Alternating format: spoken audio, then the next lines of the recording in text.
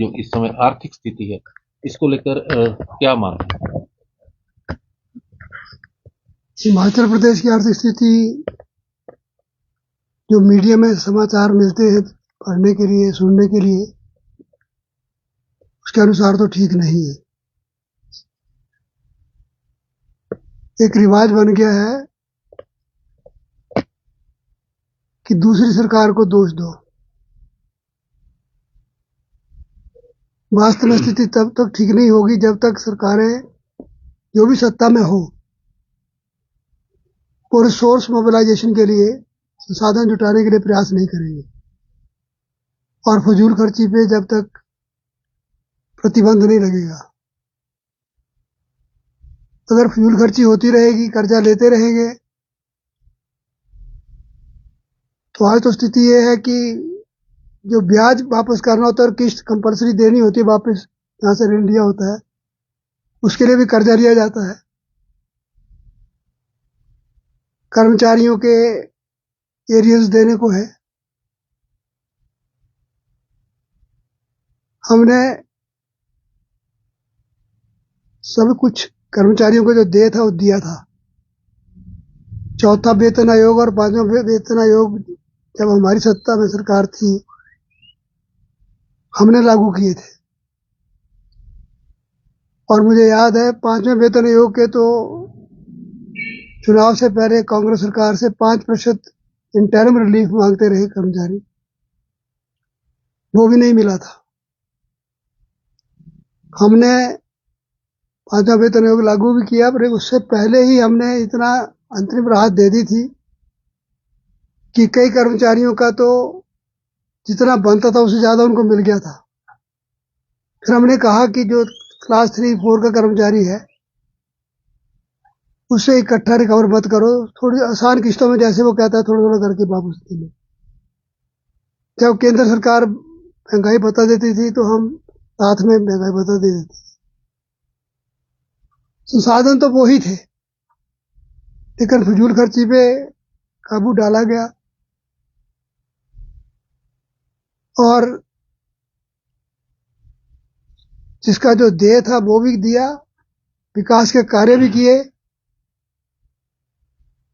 और 5 साल में 85 अवार्ड्स किसी स्टेट को मिले हों, ये इसी प्रदेश में हुआ। और हमारा कंपटीशन बिग स्टेट्स के साथ होता है। सर जिस तरीके से प्रदेश की आर्थिक हालात ठीक नहीं सरकार करती है, तो क्या ऐसे में पार्टियों को जो वायदे हैं वो उस हिसाब से करने चाहिए? जितने वायदे हुए हैं क्या आर्थिक क्षेत्र के हिसाब से वो पूरे हो पाएंगे? मैं तो मानता हूं कि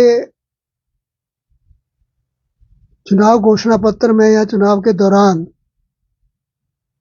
मतदाता को भ्रमित करने के लिए जो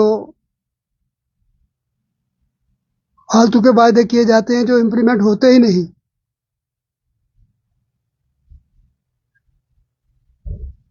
उन वायदों पे पाबंदी लगनी चाहिए। इलेक्शन कमीशन करे, सुप्रीम कोर्ट करे, सरकार कोई कानून बनाए कि जो घोषणाएं इंप्लीमेंट होना संभव नहीं है वो घोषणाएं करने की इजाजत ही ना हो। और जो पार्टी घोषणा करे उससे पूछा जाए पहले कि तुम्हारे पास संसाधन क्या है। विपक्ष में हो सत्ता में हो, लोग प्रदेश की आर्थिक स्थिति का पता तो होता ही है चुनाव से पहले। एक प्रदेश ने 2 रुपए किलो गोबर लेने का वायदा किया था आज से 5 साल पहले, वो कितना खरीदा गया और उसमें भी घोटाला हुआ। इस तरह की चर्चाएं मीडिया में आती रही। आप कर्मचारी को डीए दे नहीं सकते, समय पर तनख्वाह दे नहीं सकते, पेंशनर को पेंशन मिलती नहीं, और आप वायदा करते हो कि हम प्रत्येक परिवार को इतने 1000 रुपया साल का देंगे, हर महिला को 1500 रुपया महीने का देंगे। फिर ये कहना कि हमने तो वायदा 5 साल के लिए किया था। वास्तव में लोकतंत्र का अवमूल्यन हो रहा है, डिवैल्यूएशन ऑफ डेमोक्रेसी। पैसे के लालच में इसी प्रदेश में एक बार एक कांग्रेस पार्टी ने लोगों का रजिस्टर बनाया कि एक घर से हर व्यक्ति को रोजगार देंगे। रोजगार दिया नहीं। दूसरी बार कहा कि बेरोजगारों को बेरोजगारी भत्ता देंगे। हमने विधानसभा में पूछा कि कितने बेरोजगारों को बेरोजगारी भत्ता दिया गया, तो मुख्यमंत्री ने कहा ऐसा तो पैसा ही नहीं था, कहां से देना था, कोई किसी को नहीं दिया।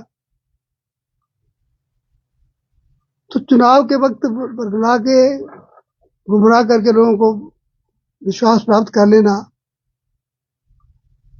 इसके परिणाम बड़े गंभीर होंगे। निराश होता जाएगा मतदाता अगर हर बार उसके साथ अगर धोखा करेगा हर राजनीतिक दल, तो उसका विश्वास डेमोक्रेसी से उड़ जाएगा, फिर लोकतंत्र में विश्वास ही नहीं रहेगा। सर, जैसे हिमाचल प्रदेश में आपका काफी नुकसान हुआ, प्रदेश काफी पीछे चला गया, और जिस प्रकार से आपके हालात खराब हैं, वायदे हुए हैं, क्या आपको लगता है कि इससे उभर पाएगा हिमाचल, और क्या इस प्रकार के वायदे पूरे हो पाएंगे इस फाइनेंशियल प्रदेश में? मैंने यही बात कही कि चद्दर देख के पांव पसारो। संसाधन कितने हैं, क्या दिया जा सकता है, वही कहो। सर, प्रदेश सरकार लगातार आरोप लगा रही है कि केंद्र द्वारा सहयोग नहीं मिलता।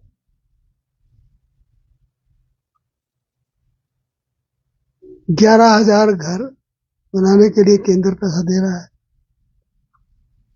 2700 करोड़ रुपया सड़कों के लिए दे दिया। विभिन्न मदों में पैसे अलग अलग मदों में आ रहे हैं। अब अगर इनको अपेक्षा है किसी को ये हो कि केंद्र उठाएगा 10-12 हजार करोड़ रुपया वैसे ही कैश पड़ा देगा तुम्हें कि तुम बांट दो जिसको बांटना है,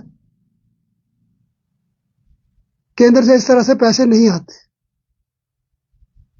योजनाओं के तहत प्रोजेक्ट्स बनाकर देने पड़ते हैं। वो प्रोजेक्ट जब स्वीकार होते हैं तो उनको पूरा करने के लिए पैसे मिलते हैं। जहां नुकसान हुआ है मान लो वहां का प्रोजेक्ट बना के देते हैं, केंद्र उसको स्वीकृत करता है तो उसकी भरपाई भी वो करेगा, बनाएंगे। लेकिन कोई ये माने कि केंद्र चेक काटेंगे वहां से और पैसा भेज देंगे और फिर फंक्शन रख के उसमें वो चेक बांटते फिरेंगे लोगों को, और वो भी जैसे इल्जाम लग रहे हैं। तथ्य क्या है सरकार बताए। ये अपने चहेतों को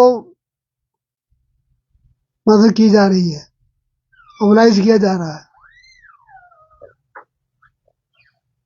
ये सारा कुछ ध्यान रखना पड़ेगा। केंद्र से अपेक्षा करना कि पैसा वैसे भेज दे, ये न कभी हुआ है ना होगा। सर, लोकसभा चुनाव आने वाले हैं और अभी हाल ही में जो विधानसभा चुनाव 1 साल पहले हुए उसमें जो पार्टी की हार हुई है, उसको लेकर क्या मानते हैं? संगठन को किस मजबूती से जो है वो आगे बढ़ना होगा? क्या कुछ कमियां जो उस समय रही हैं उनको दूर करना होगा? चुनाव हमेशा कार्यकर्ता जिताता है, माहौल कार्यकर्ता बनाता है। सब कार्यकर्ताओं को एकजुट होकर काम करना होगा। आज मोदी जी का प्रधानमंत्री होना देश की आवश्यकता है।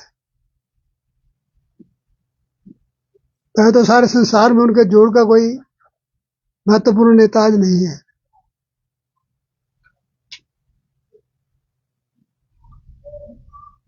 तो सब कार्यकर्ता लगेंगे और निश्चित तौर पर पिछली बार भी 0.9% का डिफरेंस था वोट जितना पड़ा है दोनों पार्टियों को। और सब सीटों में काफी फर्क पड़ गया आपके, बार बार आ रहा 0.9%। उससे पहले बाई इलेक्शन भी हारे, उसके बाद चुनाव मुख्य में और सीटों में काफी अंतर है। उसको क्या मानते हैं कि संगठन ये सारी बातें ध्यान में है। संगठन अपने तौर पर जहां इसकी चर्चा करनी हो करता भी है, और जो लोग संगठन चला रहे हैं मुझे विश्वास है वो इस पे कार्रवाई करेंगे। जो समुचित कदम उठाने होंगे उनको उठाएंगे भी। Thank you.